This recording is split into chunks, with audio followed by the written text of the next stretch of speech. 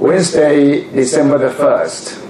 Were you shocked by the Bank of Thailand's decision to raise the interest rate today? Not at all, because that's. I also expected that the Bank of Thailand this time, would definitely have to raise interest rates in order to stem the inflationary pressure. Last time, I was a bit disappointed that the Bank of Thailand didn't do its job by raising interest rates to curb the inflationary pressure. Because I think at that time, maybe Dr. Prasan Kairatwarakul, he just assumed the office, and he just would like some time to settle into his position.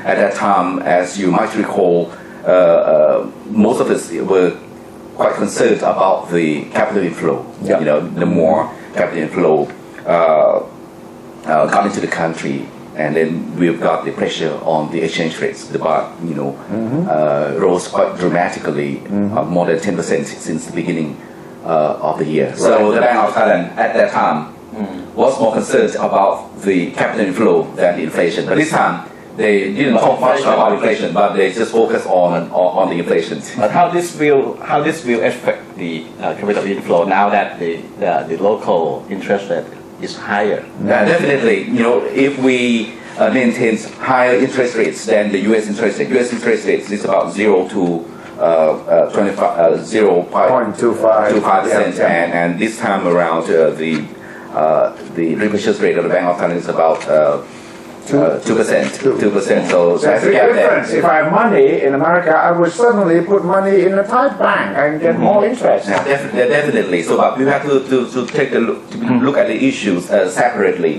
Maintaining price stability is the chief mandate of the Bank of Thailand.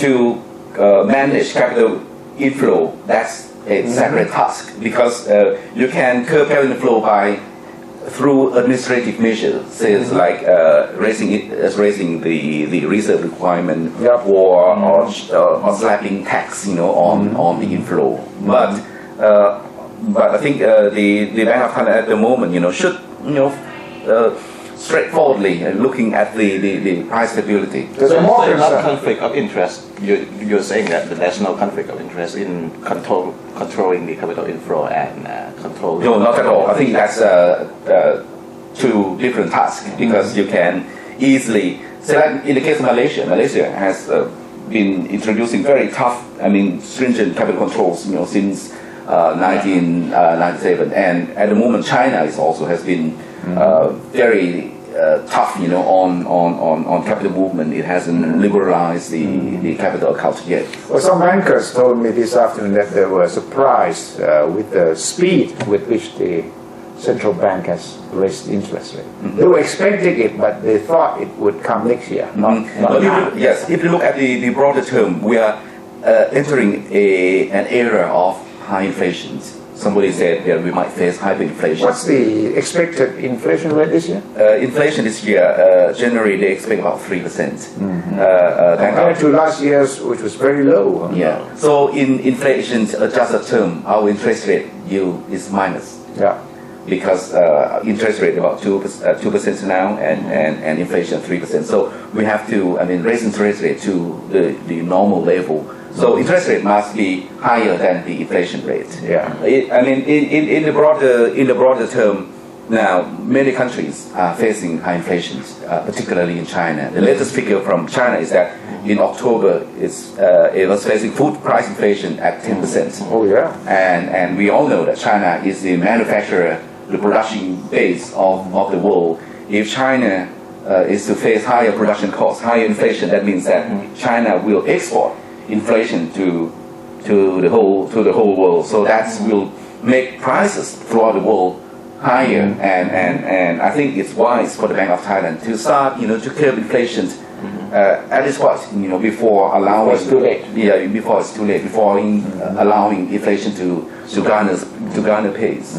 So this today development is good for people like me, do you think? Like you, like what? Consumers. A salary person, right? Definitely, because inflation is a sort of taxation on the people's income. If you earn, say, like steadily 100 baht, and if you have more inflation, the inflation will eat into your purchasing power. Now I think the most immediate impact on him as a consumer is that he will have to think twice before he wants to buy a new home, a new car. So that is to curb demand. Definitely, definitely. So that at least should have that impact on you. But then, you never can guess the consumer's behavior. That's correct. That's correct. Should I put my money in the bank more? I mean, instead of buying something new. It's not the case. It's hard to say, but inflation is up, and you can expect that the borrowing costs will go up. Yeah. Okay. The mortgage, the rates of mortgage. Whatever you buy will cost more. And So it's better to. So you have to think quite carefully before you spend on something. That's, I think, the whole idea. Very simple.